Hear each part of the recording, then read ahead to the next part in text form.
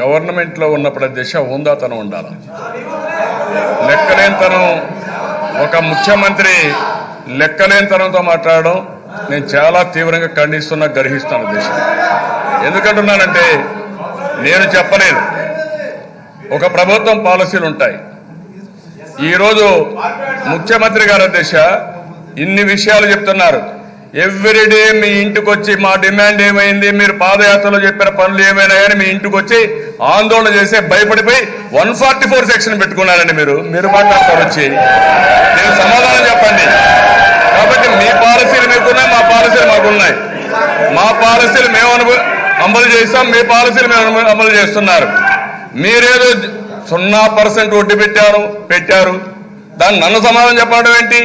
ఇవ్వకపోతే రికార్డులు చూసుకోమని చెప్పాను. లేకపోతే దానికి క్షమాపణ చెప్పడం అనడం ఏంటి? లేకపోతే రాజీనామా చేయమనడం ఏంటి?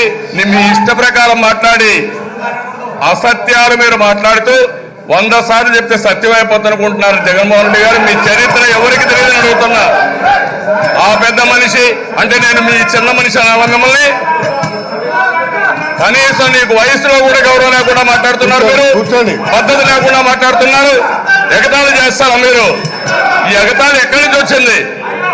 ప్రతిపక్షం అన్నా ఏమంటే ప్రజాప్రతిని అపహాస్యం చేయడం, ఎగతాళి చేయడం మానేం కూడా మీరు మాట్లాడారు. గాడిదలుగా వస్తారో మాట్లాడతారు మీరు. అంటే మేమందరం గాడిదలుగా వేసే వారికి కనపడుస్తున్నాం. మీకు ఏమనుకుంటున్నారు మీరు? ఇది పద్ధతి అండి. ఇది అడుగురికి అవమానం చేస్తారా మీరు? అవమానం మరింతకి మేము వచ్చాం ఇక్కడికి. ఉన్నతం ఉండాలని మీరేదో గడ్డం చేశారా? మీరేదో గడ్డం చేశారా అడుగుతున్నా.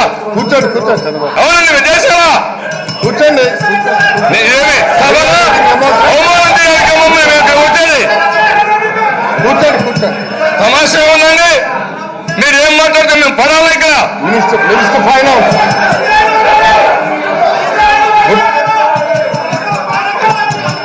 ఆగండి ప్లీజ్. అధ్యక్ష